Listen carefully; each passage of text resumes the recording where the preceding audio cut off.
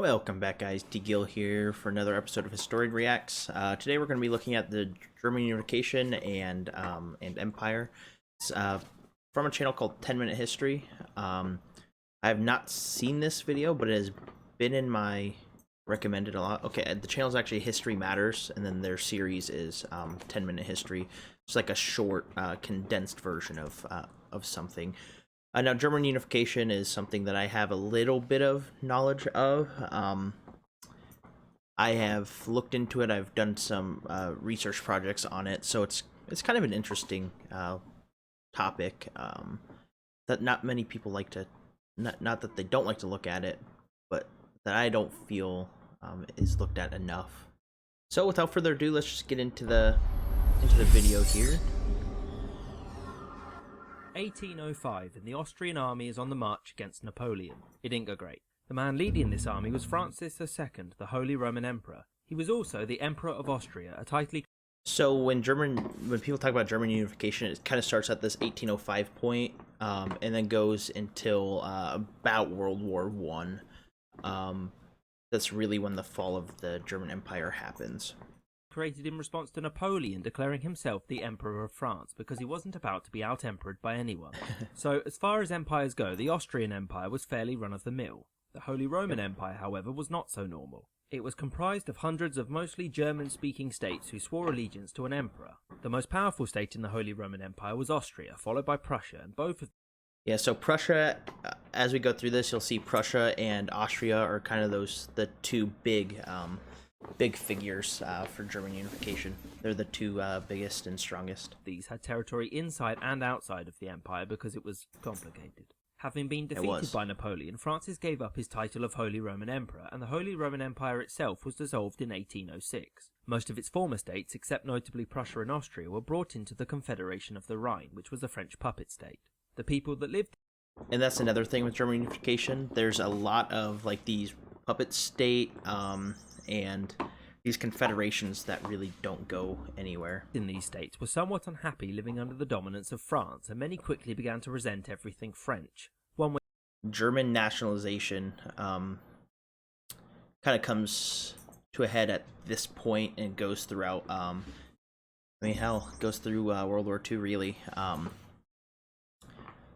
But yeah, them being under the control of France kind of tick the German speaking people off. One way to counter French influence was to emphasize just how German they were.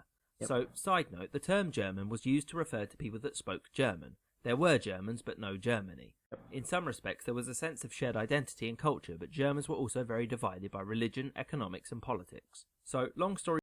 If you could... The way I look at it, this point, and even today, because, you saw, like, Bavarians, and things like that, and I'm blanking on other groups. If you look at it, it's a melting pot of cultures, kind of like how the United States is, and even like the United Kingdom. They're united by a language and some similarities, but for the most part they're kind of different. Story short, after Napoleon had been defeated by the Russians, Prussia and Austria rose up against him, and by 1815 he had been firmly defeated. Yep. After Napoleon's defeat, the Congress of Vienna was called to establish and maintain a balance of power so that no country could become too powerful. This balance of power is known as the Concert of Europe. A man called... That doesn't work. Clemens von Metternich was very... Having these checks and balances is a very, very good idea to make sure countries don't become too powerful, but in all reality, it does not work. That's how we get the Soviet Union and their strength and their military might, and even World War II Germany. Very important to the establishment of this new order. Metternich was an Austrian diplomat who was instrumental in protecting Austria from Napoleon's harsher punishments. As a result of the Congress, Prussia gained this territory, most notably the Rhineland, and Austria gained this territory in Italy but lost the Austrian Netherlands. Importantly, the German Confederation was formed. It was led by a president who was also the Emperor of Austria, had these borders which included some of Prussia and Austria but not all of Prussia and Austria, but was also totally not the Holy Roman Empire under a different name. It was exactly the same as the Holy Roman Empire.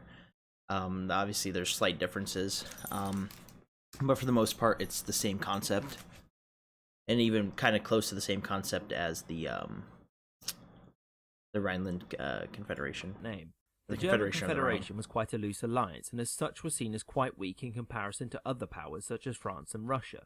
This led to some calls for political unification, which would help protect the smaller German states and prevent a repeat of Napoleon. Prussia was keen on the idea of German unification because it, being the largest German state, would be in charge. In 1819, Prussia formed the Zollverein, which was a customs and trading union which sought to make commerce between German states easier. Which is a very good idea. Why should there be tariffs for your neighbors, especially people who are trying to share a common thing with you? And then obviously the standardized currency is a good idea too, especially for these countries that are so close knit, things like that. Obviously the Prussians, they want power.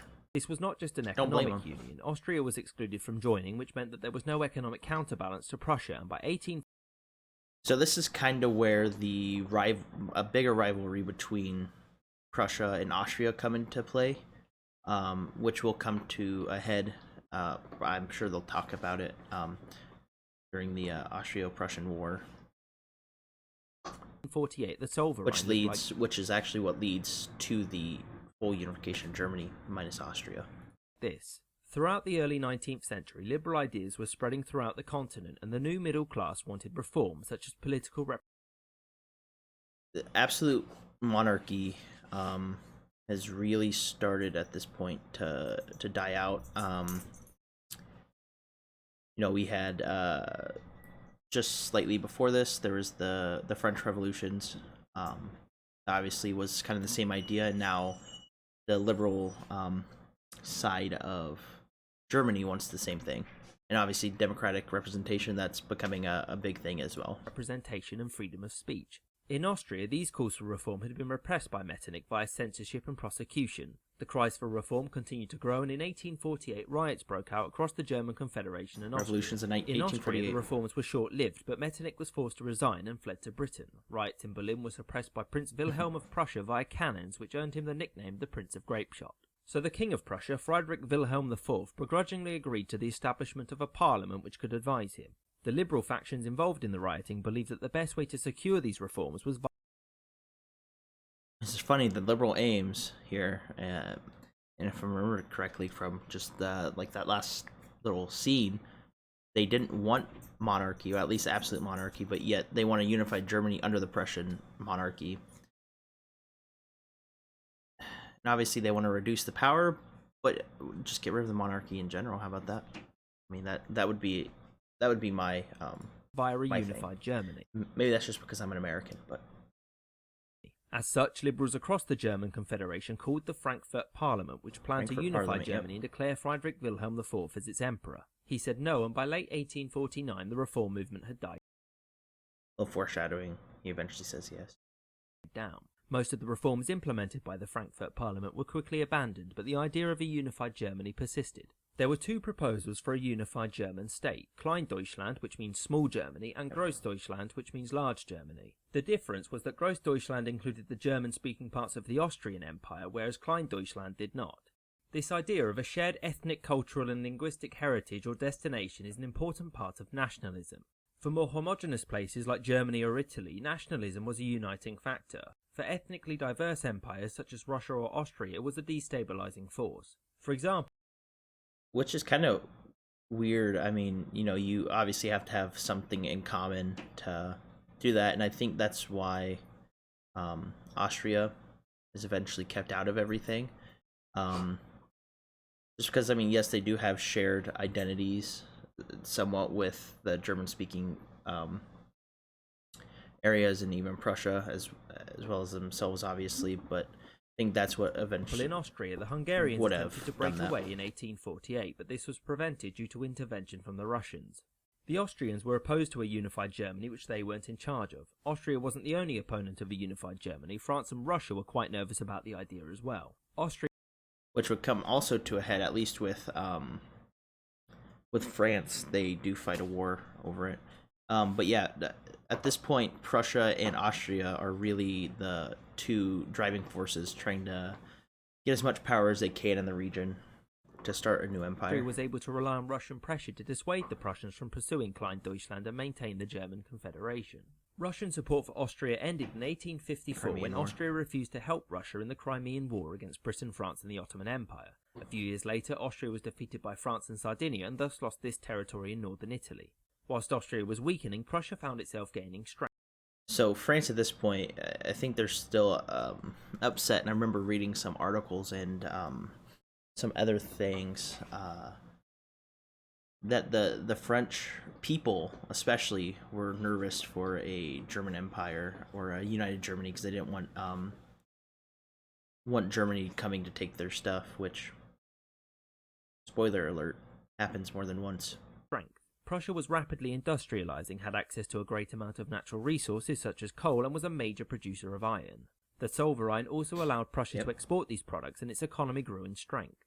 So in 1861, Friedrich Wilhelm died and was succeeded by his brother, Wilhelm I. I take back what I said. It wasn't Frederick Wilhelm that eventually says yes. It's Wilhelm that says yes.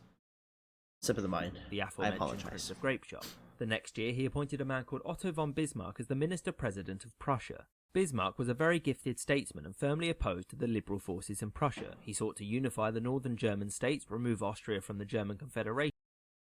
So he wanted to unify the northern states and strengthen Prussia, but yet he wanted to weaken the liberal factions who are also trying to unify them. But I think really what his thing was the what's the word I'm looking for? The monarchy, like not taking as much power away from the government. And strengthen the position and prestige of the Prussian king. One of the first things that Bismarck did was to modernize and increase the size of the Prussian military in case his plans led to war. They did. The first broke out in 1864 after Denmark had declared that both Schleswig and Holstein were Danish territory. Holstein was in the German Confederation, and in retaliation Prussia and Austria declared war on Denmark, which they quickly won. So Prussia received... Just kind of funny because, there's rivals at this point, so for them to join forces just to take this small little section of the German Confederation is Schleswig and Austria received Holstein. Austria was unhappy with the results of the war because the new territories were part of the Zollverein, and Austria needed to travel through Prussian territory to get to its own. Exactly why. That's what confused me on why they did, but it is what it is. Bismarck knew that this arrangement would lead to war with Austria, and so made sure that the other European nations stayed out of it. He made a defensive pact with the newly unified Kingdom of Italy on the condition that Italy would gain veto from Austria. So, this whole, area right here, during the same time is kind of having their own, wars, for unification. Italy, at this point, they're successful. Obviously, they still have a couple little things there that they don't have. But it's kind of the same idea. He was also supportive of French and Russian ambitions to keep them neutral. Eventually, Austria tried to resolve the issue surrounding Holstein, and Bismarck accused the Austrians of treating them like enemies. Prussian troops occupied Holstein in June 1866. Most of the German Confederation backed Austria, and war broke out shortly afterwards. Fortunately for Prussia, the Italians mobilized on the Austrian border and declared war 5 days later. Prussia quickly defeated Austria's northern allies, and Austria had lost the war within 2 months. It's one of the Austro-Prussian War. That was one of the fastest wars ever. One of the reasons for this was that Prussian troops were armed with a new type of rifle, the needle gun. The Austrians fared much better against the Italians, but their losses against Prussia led them to surrender. In the end, Prussia gained all of this territory, which became the North German Confederation with its blood and iron. As Otto von Bismarck said, he's going to unify Germany with blood and iron. And what he meant by iron was really industry, but with that industry came advancements in weaponry and modernizing their military. And they also used a very good railroad system to mobilize their troops very fast as well. Its own parliament. Austria also agreed to give up Veneto, but because they had generally outperformed the Italians, they gave it to France instead, who then gave it to Italy because 19th century war was weird. So the rapid rise of Prussia was something that the French had not anticipated. In 1870, so really the Italians didn't lose anything out of it, they just lost troops.